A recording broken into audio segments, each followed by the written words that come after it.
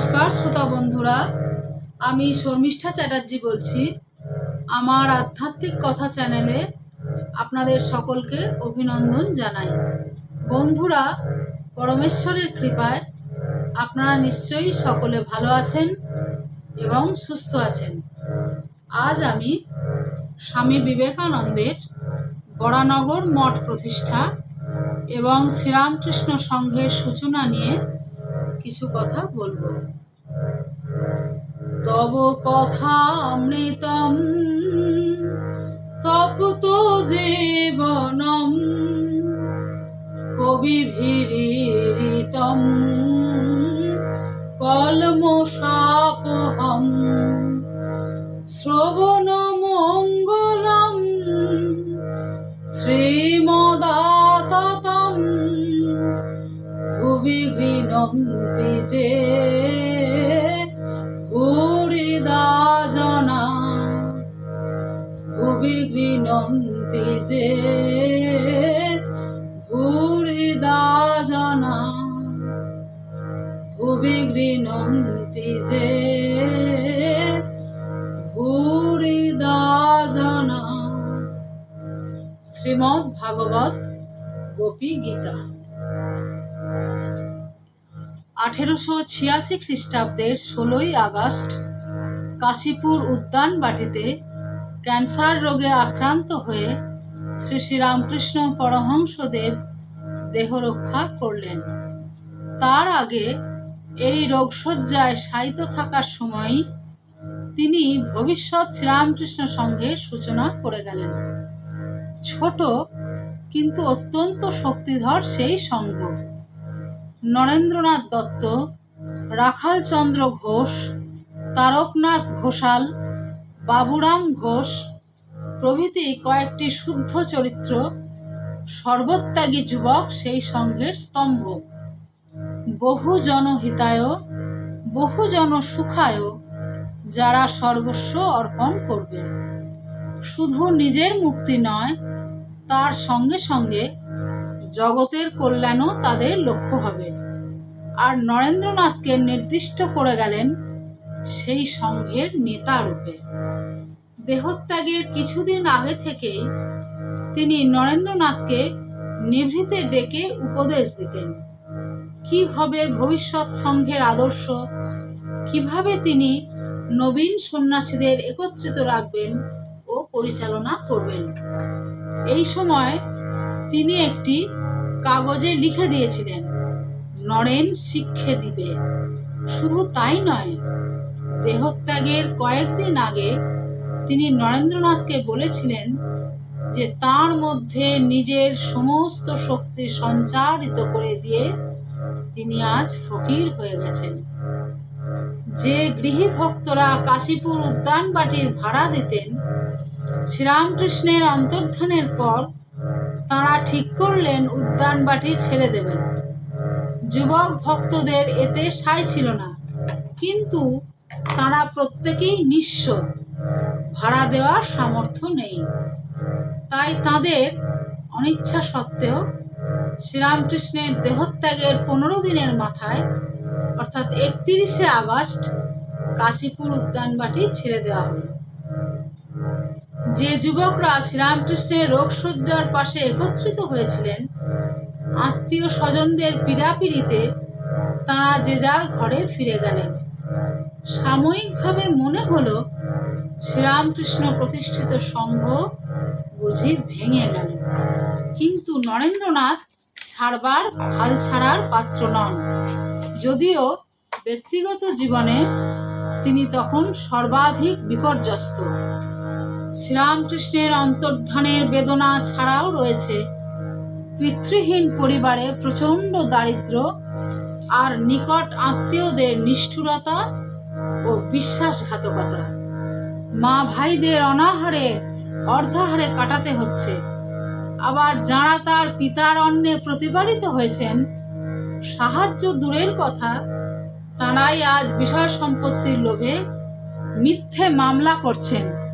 কিন্তু নরেন্দ্রনাথের অদম্য প্রাণশক্তি কখনোই তাকে নিজের সুখ দুঃখ নিয়ে ব্যস্ত থাকতে দেয়নি। বৃহত্তর আদর্শের তুলনায় ব্যক্তিগত প্রয়োজনকে কখনোই তিনি বড় বলে ভাবতে পারেননি। তাই শত ব্যস্ততার মধ্যেও হঠাৎ হঠাৎ গিয়ে হাজির হতেন তিনি গুরু ভাইদের কাছে। বাড়ির লোকেদের অগোচরে তাদের সঙ্গে দেখা করতেন। ওজস্বিনী ভাষায় কথা বলে তাদের মধ্যে ত্যাগ বৈরাগ্যের আগুন পুনঃ প্রজ্বলিত করে দিতেন। তিনি বলতেন, কি করছিস তোরা? সারা জীবনটা কি পরীক্ষা দিয়েই কাটাবি ঠিক করেছিস? এই কি তিনি চেয়েছিলেন? এই জন্যই কি তিনি এত কষ্ট সহ্য করে গেলেন? তোরা না সন্ন্যাসী? এক্ষুনি সব ছেড়ে ছুড়ে দিয়ে মঠে চল। এই সময় একদিন সন্ধ্যাবেলা নরেন্দ্রনাথের বাড়িতে ছুটে এলেন সেই পাড়ারই সুরেন্দ্রনাথ মিত্র। শ্রীরামকৃষ্ণের প্রিয় গৃহী ভক্ত ইনি। এঁরই বাড়িতে শ্রীরামকৃষ্ণ প্রথম দেখেছিলেন তাঁর নরেনকে এবং গান শুনে মুগ্ধ হয়েছিলেন।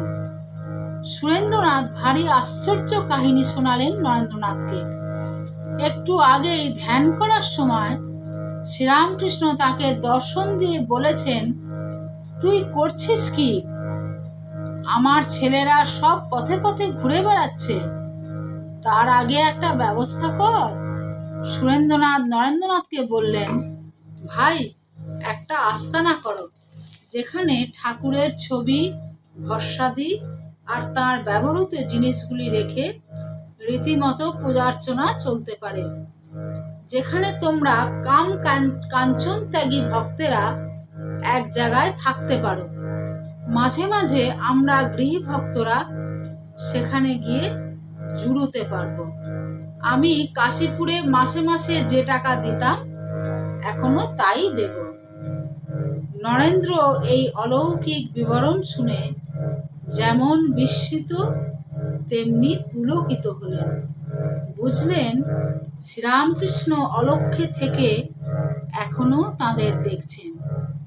তিনি বাড়ি খুঁজতে লাগলেন এবং বরানগরে একটি পরিত্যক্ত বাড়ি মাসিক 11 টাকায় ভাড়া পেলেন। সময়টা হচ্ছে 1886 খ্রিস্টাব্দের সেপ্টেম্বরের শেষ কিংবা অক্টোবরের শুরু। এটি হলো প্রথম রামকৃষ্ণ মঠ। প্রথমে একজন, তারপর আরও দুজন, ক্রমশ বাকি যুবক ভক্তরাও গৃহত্যাগ করে বরানগর মঠে ক্রমে স্থায়ীভাবে বসবাস করতে লাগলেন। শ্রীরামকৃষ্ণ সংঘ দানা বেঁধে উঠল। ত্যাগ, তপস্যা ও শাস্ত্র পাঠে অতিবাহিত হতে লাগল বরানগর মঠের জীবন। বরানগর মঠ প্রতিষ্ঠার মাস দুয়েকের মধ্যেই বড়দিনের ছুটিতে যুবক ভক্তেরা আঁটপুর গেলেন। হুগলি জেলার অন্তর্গত এই গ্রামে শ্রীরামকৃষ্ণের অন্যতম ত্যাগী সন্তান বাবুরাম মহারাজের বাড়ি। বাবুরাম ঘোষ। পরবর্তীকালে সন্ন্যাস নাম হয়েছিল স্বামী প্রেমানন্দ। সেখানেও তারা সাধন ভজন করে দিন কাটাচ্ছিলেন। এর মধ্যে এমন একটি ঘটনা ঘটল রামকৃষ্ণ সংঘের ইতিহাসে, যেটি স্মরণীয় হয়ে আছে। প্রতিদিনের মতো সেদিনও রাত্রে তারা খোলা আকাশের নিচে ধুনি জ্বালিয়ে ধ্যান করছেন। ধ্যান ভাঙলে সেদিন নরেন্দ্রনাথ আবেগময়ী ভাষায় বলে যেতে লাগলেন যীশুখ্রিস্ট আর তাঁর ত্যাগী শিষ্যদের কথা, তাঁদের তপস্যা ও প্রেমময় জীবনের কাহিনী। যখন থামলেন তিনি, তখন উপস্থিত সকলে অনুভব করলেন যেন অন্য কোনো জগতে পৌঁছে গেছেন তারা। সামনেই ধুনির আগুনকে সাক্ষী রেখে তাঁরা প্রতিজ্ঞা করলেন যে যীশুখ্রিস্টের শিষ্যদের মতো তাঁরাও সংসার ত্যাগ করবেন এবং জগতের কল্যাণে আত্মত্যাগ করবেন। এরপর তাদের খেয়াল হলো যে সেদিন 24শে ডিসেম্বর, ক্রিসমাস ইভ, যীশুখ্রিস্টের আবির্ভাবের প্রাক সন্ধ্যা। এই ঘটনা তাদের মনে গভীর রেখাপাত করেছিল। মনে প্রাণে সন্ন্যাসী হলেও তখনও তারা আনুষ্ঠানিকভাবে সন্ন্যাসী হননি। কিন্তু আঁটপুর থেকে ফিরে আর দেরি করলেন না। কিছুদিন পরেই বিরজা হোম করে সন্ন্যাস গ্রহণ করলেন। তাদের প্রত্যেকের নতুন নাম হলো নরেন্দ্রনাথের নাম হলো বিবিদিশানন্দ। তারপর থেকেই প্রতি বছর 24শে ডিসেম্বর সমগ্র ভারতবর্ষে ধনী উৎসব পালিত হয়। এরপর আমি আপনাদের কাছে বরানগর মঠের জীবন নিয়ে কিছু কথা বলবো। বরানগর মঠে ত্যাগী সন্ন্যাসীদের কঠিন সাধনার কথা আপনাদের কাছে আলোচনা করব। কত কষ্ট সহ্য করে, না খেয়ে না ঘুমিয়ে কৃচ্ছ সাধন করে তাঁরা রামকৃষ্ণ আন্দোলনের ভিত্তিপ্রস্তর স্থাপন করেছিলেন, যা আজও সমগ্র পৃথিবীতে জাজ্বল্যমান হয়ে দাঁড়িয়ে আছে। দারিদ্রতা ও কৃচ্ছতা বরানগর মঠের নিত্য সঙ্গী। ভিক্ষে করে যুবক সন্ন্যাসীরা জীবন ধারণ করতেন, কিন্তু সমাজও তাদের প্রতি বিরূপ ছিল। বিরূপ হওয়ার কারণ তারা তাদেরকে ঠিক বুঝতে পারত না। তখনও পর্যন্ত লোকের ধারণা ছিল সন্ন্যাসীরা লোকালয়ে থাকেন না, নিভৃতে থাকেন, কিন্তু এরা তো সমাজের মধ্যেই বাড়িতে আছেন। এরা যে বনের বেদান্তকে লোকালয় থেকে জাগ্রত করতে চান তা তারা কি করে বুঝবে? তাই একটা সন্দেহ ও অবিশ্বাসের মনোভাব তাদের প্রতি ছিল। পাড়ার দুষ্টু ছেলেরা বলতো, ওই দেখ রাজহাঁস যাচ্ছে। ভিক্ষে চাইতে গেলে কেউ কেউ পরামর্শ দিত ট্রামের কন্ডাক্টরি করতে। খাওয়া কোনোদিন জুটতো, কোনোদিন জুটতো না। ভাত জোটে তো নুন জোটে না, কিংবা শুধু নুন ভাতই চলতো দিনের পর দিন। তবুও তারা ভ্রুক্ষেপ করতেন না, এক মনে সাধন ভজন করে যেতেন। স্বামীজি এই সময়কার স্মৃতিচারণ করে পরবর্তীকালে বলেছেন, জব ধ্যানের প্রবল তোড়ে আমরা তখন সব ভাসছি। তেলাকুচো পাতা সেদ্ধ, নুন ভাত এই মাসাবধি চলেছে। আহা, সেসব কি দিনই গেছে। সে কঠোরতা দেখলে ভূত পালিয়ে যেত। মানুষের কথা কি। দেখেছেন, ত্যাগী ভক্ত, ত্যাগী সন্ন্যাসীরা স্বামীজি, স্বামী প্রেমানন্দ, শশী মহারাজ, শরৎ মহারাজ বা স্বামী রামকৃষ্ণানন্দ, স্বামী শারদানন্দ প্রমুখ মঠের ত্যাগী সন্ন্যাসীরা কি কষ্টই করেছেন। বরানগর মঠে তাদের পুরো জীবনটাই ছিল কৃচ্ছ সাধনের জীবন। স্বামীজিকে দেখলে তখন মনে হতো তাঁর যেন অফুরন্ত কর্মশক্তি। 24 ঘন্টা তিনি হয় সাধন ভজন করছেন, নয় ধর্ম প্রসঙ্গ করছেন, নয়তো অন্য কোনো কাজ করছেন। ভোরবেলা ব্রাহ্ম মুহূর্তে উঠে তিনি গান ধরতেন, জাগো জাগো সবে অমৃতের অধিকারী। গান গেয়ে সবাইকে ঘুম থেকে তুলতেন। তারপর সকলে মিলে ধ্যানে বসতেন। সেই ধ্যান চলতো দুপুরবেলা পর্যন্ত। ধ্যানের পর শুরু হতো স্তব পাঠ, ভজন ও অন্যান্য সৎ প্রসঙ্গ। নানা প্রসঙ্গ আলোচনা হতো। স্বামীজি সেই আলোচনার মধ্যমণি। তাঁর বৈশিষ্ট্য হলো যে কোনো একটা প্রসঙ্গ দিয়ে শুরু হলেই হলো। এক প্রসঙ্গ থেকে আর এক প্রসঙ্গে স্বচ্ছন্দে বিচরণ করে যেতেন। সমস্ত জ্ঞান বারিধি যেন তিনি মন্থন করে রেখেছেন। ইতিহাসের প্রসঙ্গ হতে হয়তো জোয়ান অব আর্ক এর কথা উঠল, সেখান থেকে হয়তো ঝাঁসির রানীর প্রসঙ্গ উঠল, তারপর হয়তো ফরাসি বিপ্লবের কথা এসে গেল। দেখা গেল স্বামীজি শুধু ফরাসি বিপ্লব নিয়ে আলোচনা করছেন না, কার্লাইলের ফরাসি রাষ্ট্রবিপ্লব গ্রন্থ থেকে মুখস্থ বলে যাচ্ছেন, আর সকলে মিলে দুলে দুলে বলছেন, সাধারণতন্ত্রের জয় হোক। অর্থাৎ একটা মুক্ত মন সব সময় তাঁর ছিল। জগতের যে সমস্ত সর্বাধুনিক চিন্তা, তার সঙ্গেও স্বামীজির পরিচয় ছিল। স্বামীজি মনে করতেন সন্ন্যাস সংঘকে সজীব ও গতিশীল থাকতে হলে ত্যাগ তপস্যার সঙ্গে সঙ্গে বিদ্যাচর্চারও বিশেষ প্রয়োজন। স্বামীজির নেতৃত্বে বরানগর মঠের সকলেই তাই সাধন ভজনের সঙ্গে সঙ্গে নানা বিষয়ে গভীর পড়াশোনা করতেন এবং পরস্পর সেসব নিয়ে আলোচনা করতেন। যেসব বিষয় পড়া হতো তার মধ্যে ছিল ধর্ম, সঙ্গীত, দর্শন, ইতিহাস, জড়বিজ্ঞান, সমাজবিজ্ঞান, শিল্পকলা প্রভৃতি। গীতা, উপনিষদ প্রভৃতি শাস্ত্র যেমন পড়া হতো তেমনি পড়া হতো শিল্পকলা প্রভৃতি। গীতা, উপনিষদ প্রভৃতি শাস্ত্র যেমন পড়া হতো তেমনি পড়া হতো কান্ট, মিল, হেগেল, স্পেন্সার, নাস্তিক এবং জড়বাদীদের মত। স্বামীজি শুধু পড়তেনই না, এইসব প্রশ্ন নিয়ে বিতর্ক উত্থাপন করে গুরু ভাইদের তাতে অংশ নিতে বাধ্য করতেন।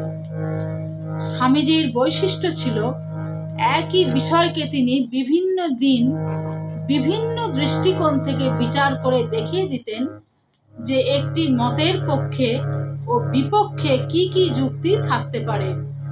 তাঁর একজন জীবনীকার লিখেছেন, বরানগর মঠের প্রতিদিনের এই তর্ক সভায় সভাপতি ও প্রধান বক্তা ছিলেন স্বয়ং নরেন্দ্রনাথ। সন্ন্যাসীরা প্রায়ই একযোগে তাহার প্রতিপক্ষ অবলম্বন করতেন। তিনিও প্রতিকূল যুক্তির অবতারণা করিয়া সকলের যুক্তি খণ্ডন করিতে প্রবৃত্ত হইতেন এবং তাহারা তর্কে অসমর্থ হইলে আবার তাহাদেরই পক্ষ অবলম্বন পূর্বক স্বীয় যুক্তিসমূহ খণ্ডন করিতেন। কিন্তু শুধু নিজের মুক্তি সন্ন্যাসীদের লক্ষ্য নয়, জগতের কল্যাণও সন্ন্যাসীদের কর্তব্য এবং এই কর্তব্য পালনের মহামন্ত্র শ্রী শ্রী রামকৃষ্ণ পরমহংসদেবী দিয়ে গেছিলেন নরেন্দ্রনাথকে। শিব জ্ঞানে জীব সেবা, সাক্ষাৎ ভগবান বোধে মানুষের সেবা। তাই সাধন ভজন বিদ্যাচর্চার সঙ্গে সঙ্গে স্বামীজি ও তাঁর গুরু ভাইরা যথাসাধ্য আর্ত ও পীড়িতদের সেবা করতেন। এমনকি এই সময় তাঁরা কুষ্ঠরোগীর সেবা পর্যন্ত করেছেন। নমস্কার। আজ স্বামী বিবেকানন্দের বরানগর মঠের জীবন নিয়ে কিছু অংশ আলোচনা করলাম। আশা করি আপনাদের ভালোই লাগবে। সচ্চিদানন্দের কৃপায় সকলে আনন্দে থাকবেন এবং ভালো থাকবেন। পরের দিন আবার নতুন কোনো এপিসোড নিয়ে আপনাদের সামনে হাজির হব। আমি শেষ করছি স্বামী বিবেকানন্দের একটি বাণী দিয়ে। বহুরূপে সম্মুখে তোমার, ছাড়ি কোথা খুঁজিছ ঈশ্বর, জীবে প্রেম করে যেই জন, সেই জন সেবিছে ঈশ্বর। নমস্কার।